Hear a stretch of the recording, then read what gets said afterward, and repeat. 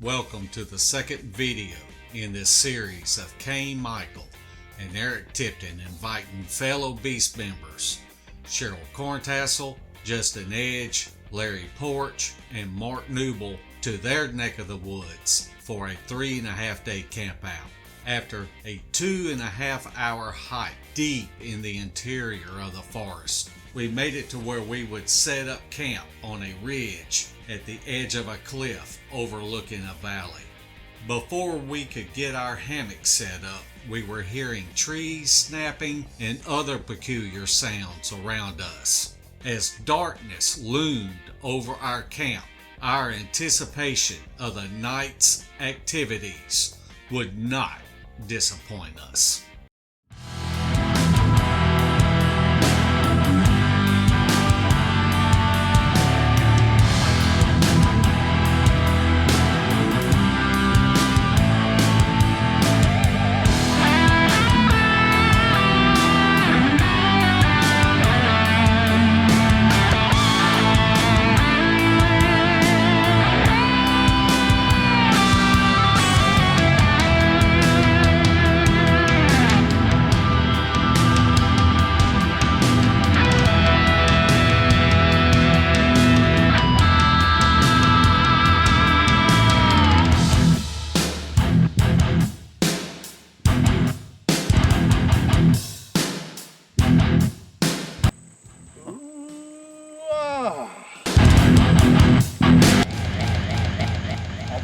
I think we did it right that last night, though, is sitting here and letting the fire, or we didn't even start the fire. We let it get completely dark and then let everything calm down for a good hour. Yeah. I mean, it was dark, solid dark for a good hour before we started the fire up, and just let everything calm down and just listen, you know.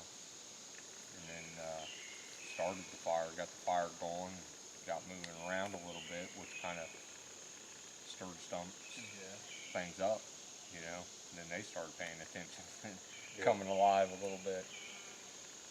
And Kane come up with that excellent idea for us to act like we were asleep. Yeah. And me and Kane sold out our acting, and we went to sleep. Yeah, rather than knowing that there was stuff happening, most generally it's 3 to 5 in the morning, so we thought let's just try and just let the fire die down, everybody get in their hammocks and just see what happens. And me and Larry ended up falling asleep. We all did. We didn't get a lot of action though at that point, no. But we could hear just enough to know they were still out there, kind of weighed us out. That's what me and Cheryl were talking about. Like we ended up getting back up after maybe an hour, started the fire back up, and we were sitting here talking, and we'd hear a little bit. So we're like, they're just waiting. They're waiting to hear the fire. They're waiting to see that fire die down, hear us sleeping, snoring, you know. And it, you know, finally, I don't even know what time it was. It was pretty late. Decided we're just going to go to bed for real. 1:30 or 2 in the morning. Yeah. We're in that. Cheryl goes over to his tent, and I swear as soon as he zipped it up, you hear, pow! Yeah. It was on. I mean, I fully expected Cheryl to come right back over here, start putting logs on the fire, and be like, all right, we're staying up all night apparently. But that was what triggered the night, was once everybody was in their respective places, it got crazy. Rang the game on bell. Yeah. And after that I heard just a ferocious tree knock, and from my vantage point on my hammock, I was facing this way, and it looked like a light, you know, and I can only assume I mean, it's dead into this ridge line. This ridge line goes clear up. This is about halfway. I would just keep moving my head and making sure that, you know, what I was seeing, that was just, you could see it. And at one point I was going to try to take a picture of it, but as soon as you turn your phone on at night, and then I couldn't see it with the light of my phone on. So I just turned that back off. But then I started hearing something really close, right over here, and then I started hearing those light pops and knocks. Started hearing, I believe I told Eric, over here, and we had something over there. So I actually got up and I woke up Larry and Eric and told them it's about to go down. And it was 2:45, because when you woke me up, you told me it was 2:45. Yeah. So And then we, woke them up, and we just got back in our hammocks. That we didn't get up and just laid there so everybody could listen. And I'll let you guys tell some of the stuff that happened after that.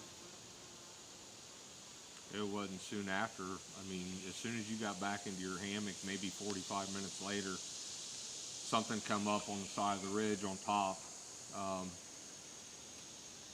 and came across and came up behind my hammock and stood there for a few minutes.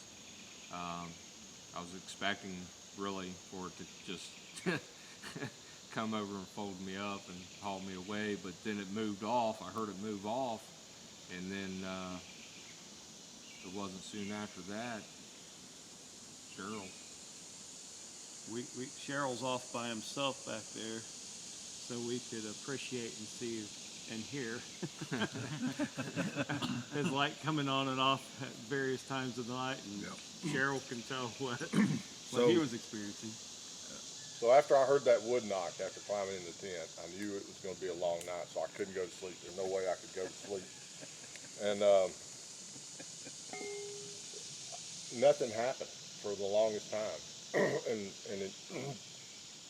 Which I see all too often is it doesn't start until after you go to sleep and you get woken up by it. And I start hearing, of course, the walking around, getting close. And then I woke up one time and there was one standing right directly in between Mark and I could clearly hear him. I could clearly hear him breathing. I mean, they got that, most Bigfoot are mouth breathers, and they, do that mouth breathing. And that was pretty clutch right there. That was pretty scary. And it got the, you're half conscious, so you're hearing all this stuff. And I think there were 3 occasions when it approached us. And one time it either tripped over one of my tent guy lines or he was down there pulling on it, because I literally saw the wall bow and could feel the tug of this thing. And that's when I didn't really panic and get up and run and scream, but I let out an involuntary vocal, something, made some ugly comments I won't repeat here. And he literally ran off. I turned my light on and he ran away. But the coolest thing I heard all night was up on top of this ridge right over here. I heard one make, it was a dual vocal, very loud, very, very clear, and it was almost like he'd come up on a pack of coyotes and was acknowledging them. And as soon as he made that vocal, they acknowledged him back, and it started out with 1, then 2, then 3, and then they all joined in this cacophony, and that was pretty darn awesome. But all in all, it was a scary night. It was pretty terrifying. could you describe, you said it sounded like... It sounded like the old cartoon. Most of you probably won't get this. Captain Caveman. That's what the voice. And it was that classic Bigfoot. There was no mistake. There was no mistake. This was not Joe Bob Hillbilly from Ohio up on top of that ridge. This was a Bigfoot, and he was making some sort of unintelligible vocalization. Very loud, very clear. I did have my recorder running, so I think we should have gotten this. There ought to be some pretty clear vocalizations, but that was the. And to add to that, when I was talking to Justin, I heard something, but you're a little distance away, so I didn't know if you guys were talking. You know, I kind of dismissed that first part because it did sound kind of human. And from my hearing, I couldn't really tell. I heard the coyotes all go off, and then back, I would estimate it might even been a mile. It sounded to me like an alpha vocalized, and it was one of the coolest vocals I have ever heard. And it was so powerful and loud. Yeah. It was cool. And we probably collectively have at least 5 or 6 recorders out here. Yeah. So hopefully we got that too. My final, before it all ended, sometime before daylight this morning, there were probably 2 or 3 of them lined up right up here on the top of this slope. And it sounded like they were clacking sticks, you know, rocks, I don't know, or making, you know, audible vocals. But they were bap, bap, bap, bap, and then the next one would do it, and then the next one would do it. And it'd stop for a minute, and then the whole thing would start over again. And they probably did that for a good 10, 15 minutes till I went back to sleep. I may have got 2 hours last night. It was intense. It was good. All in all, incredible night. And through the course of the night, back up this way, there was one up there most of the night. Yeah, he was camped out pretty much all night up on top of him. And you'd hear him about every 40 minutes. You'd knock on something, but you could hear him breathing. You'd hear, and that was the same breathing I heard over on the other ridge earlier in the night or in the day. And what you're kind of describing, it's like a. Yeah. And you'd hear him up there, and he's just sounding frustrated to me, like. Yeah. You think it was kind of a huffing? Huffing would be a good.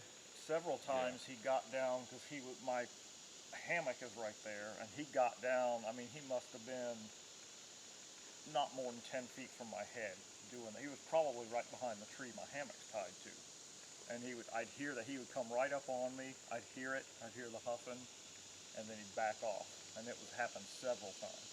I'm a hard sleeper, and I was kind of in and out of sleep, so I probably missed a lot of what went on, but I heard the perimetering. They came up here at one point, and a couple of them were imitating crickets, and one of them stayed put while the other one here, then here, then here, and that 500-pound cricket walked around us chirping and did a perimeter of our little tiny setup here. For me, that's pretty interesting because I go to a lot of different areas and we hear about the mimicking owls, different vocalizations that they'll make that they'll mimic. And when it was just me and Cheryl last night around the campfire, Cheryl poked me and says, "That's not a cricket."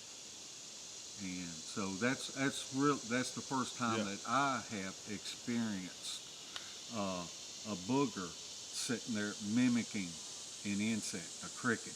Now, what's funny is I was awake in my hammock while you two were out here, and then that's exactly what I was thinking. Is that's not.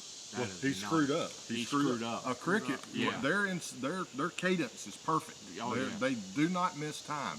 And he's coming around, and I call them zip crickets. He goes, zip, zip, zip, and then he'd move a little bit, and he'd make his call. Yep. And then he'd move, and then he'd screw up. He'd get it wrong. And I was like, that's what caught my ear. Yeah.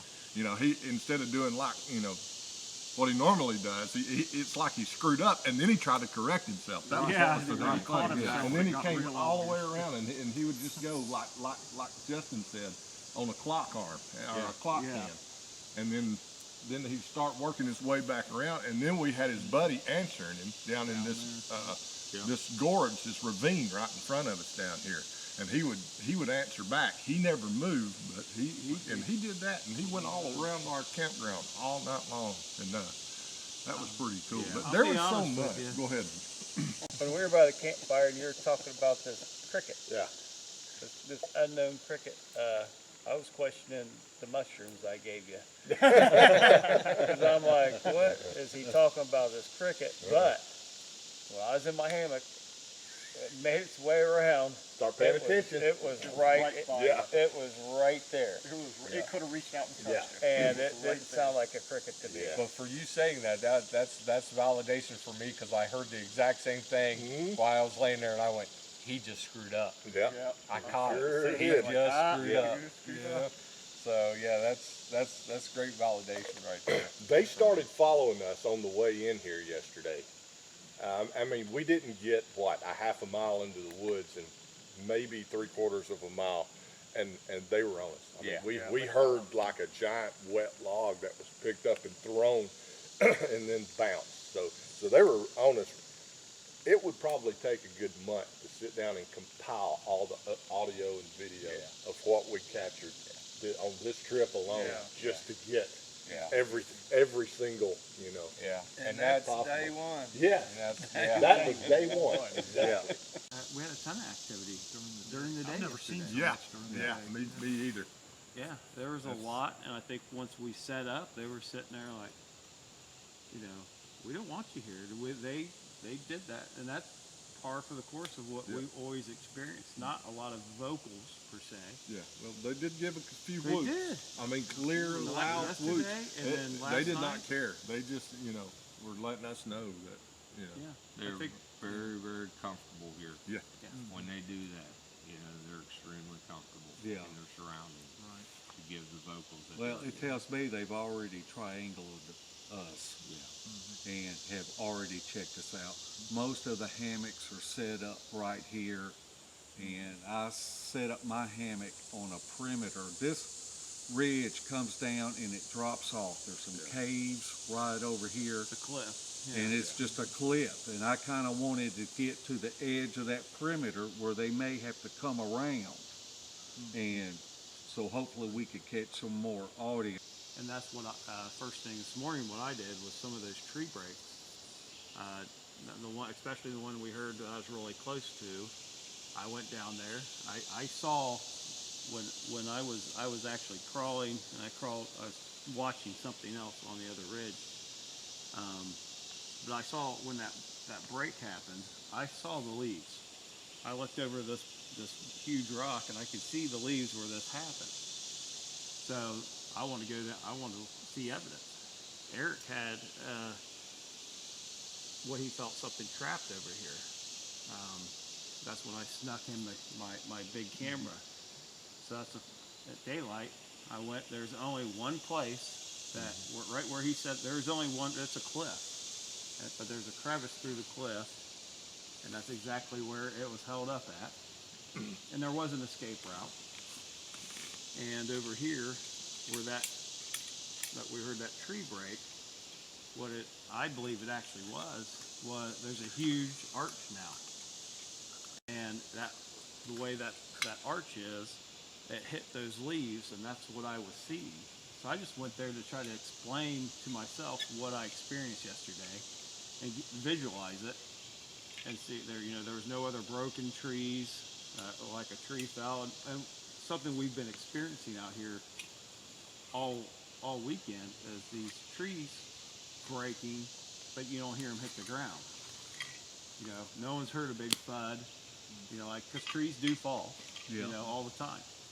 But these were breaking like a controlled break, and then nothing hit the ground, and that's exactly. So I'm kind of looking for a tree snapped in half, but what I found is it's a big sapling. I mean, it's bigger than this. I think I was looking at this one, not realizing there was one just over flanking me, and it grabbed that tree to distract me, and basically made an arch, and when it was arching that, it was cracking.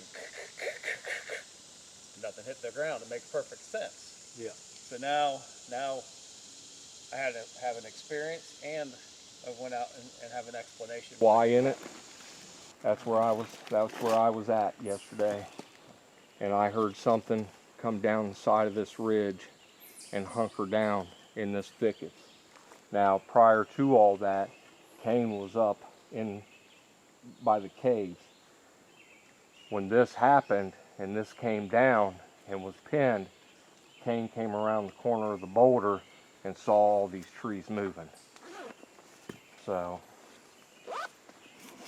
and then when Kane started making his way back up and around, I dropped down to that big oak and was watching this way and heard whatever it was coming down off the side here, and where it went from there, I would imagine dropped back, because at the same time that was taking place, on this ridge line over here, something busted butt and come across and made its way down the side.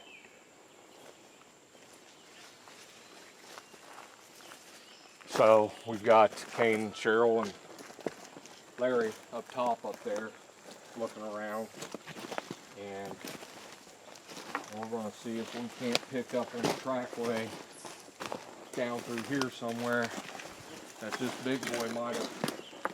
He either did one of two things. He either dropped down and came down and they both met up, or he stayed and he wrapped around the backside and then came up behind us and perched up there all night.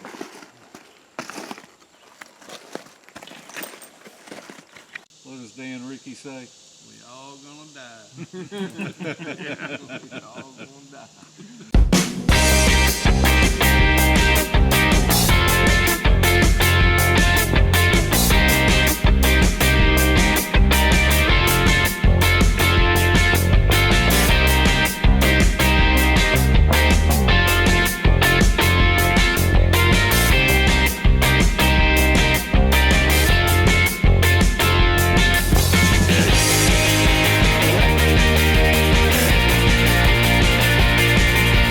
This has been a Sawdust production.